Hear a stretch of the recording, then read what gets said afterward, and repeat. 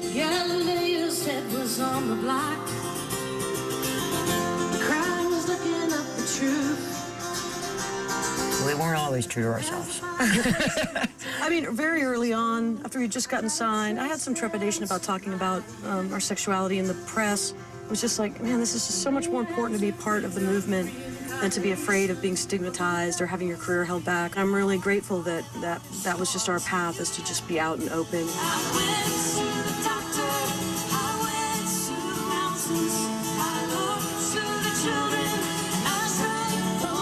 Very early on, we were doing benefit concerts just in our own communities to share music, but also to focus on something, raising either money or awareness. So you get to have a good time, you're bolstered by the art, but then you take it out into the world to do the work, so that's the point. The Indigo Girls are only special guests here in Las Vegas. To find out who the special guests are in your city, go to logoonline.com. And you can see some videos of me on there as well. But don't stay away too long. We have way more behind the scenes coming up.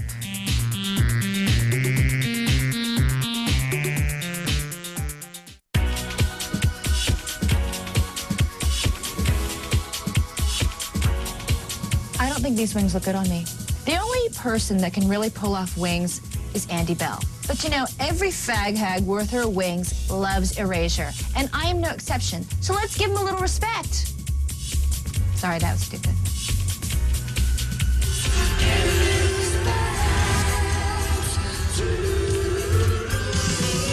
I advertised in the local music paper for a singer. So Andy came along to one of the auditions, and that's how we met, and that was 22 years ago.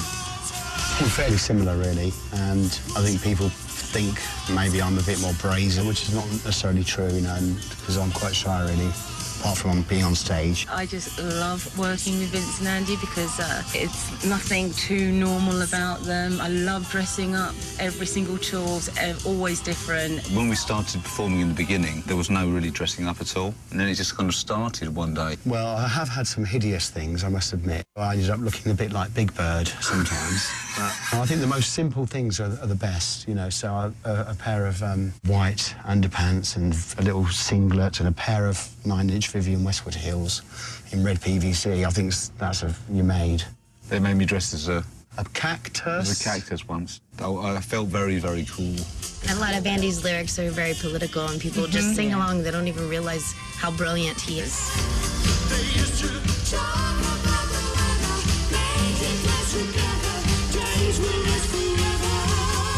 When I found out I was positive in 1998, I was a bit freaked out because they'd already had kind of hate stories in the press in the UK, you know, kind of AIDS plague, and really I wasn't in a fit state to talk about it. I just felt like I was kind of making excuses to the fans and all the people around, and so I just wanted to say what's really going on. A few people have come up and said, look, you know, we're really glad that you did this because we were in the same predicament, and you know, it's helped us a lot, and that's very, you know, it's very encouraging and flattering. Now, let's get ready for even more inspiration from the amazing Cyndi Lauper. I used to have pink hair when I was 14.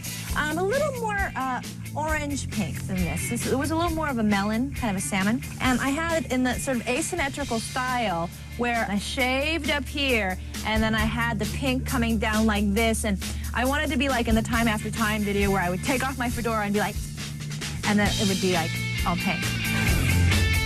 Please, the amazing Cyndi Lauper.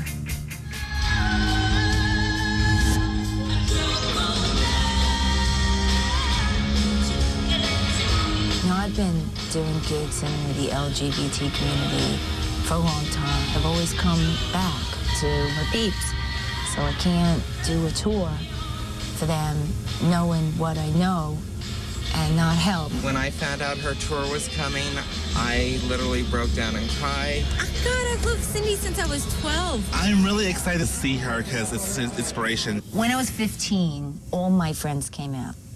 I read The Little Foxes by D.H. Lawrence. I was really, you know, thinking, okay, you know, me too. But as much as I tried, I was lying. So then I had to tell all my friends that I was straight. You can't say enough about how important it is to have straight allies to the queer community. My mother always said, if you come riding in on horseback, you steal my kids. And so when my sister came out, it was a great comfort to know that no matter how the world treated you, you could always come home. And I realized that other people didn't have this. And so I went to my mother and my sister, and I said, if we got to do something. I think she's really good for the gay community because she doesn't pay attention to what anybody thinks. She does her own thing.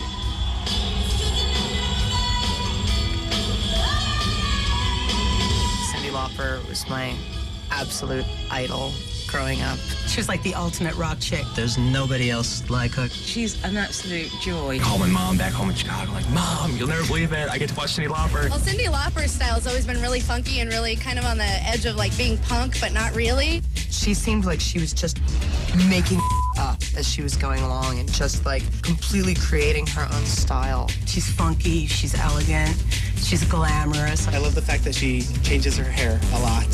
Her clothing. Terrible wardrobe malfunction. So it's falling, and I flashed him yesterday at sound check, so I thought this time don't flash him, have a sense of humor, so I put these things on, and I know, that was really awful. She was, from the very beginning, hell-bent on being different from anybody else. One woman came up to me in a store. I was in a drugstore, and I was working, but I put together this really wonderful outfit. I found this wonderful vintage straw skirt, and I had a hat and fishnets and some boots with chains and rhinestones because I couldn't afford a lot of chains. But I thought it looked nice, and that's what I was wearing. And this woman came up to me and she said, "What is that you're wearing?" I said, "Oh, this? This is what your daughter's gonna wear next year." And I didn't know that that would really happen. I just said it. And the next year, everyone was wearing my clothes. My mother was calling me up saying, "Cyn, I miss you so much. And it's Halloween, and everybody's banging on my door dressed as you." And I just thought, well, Ma, you see how freaky life is.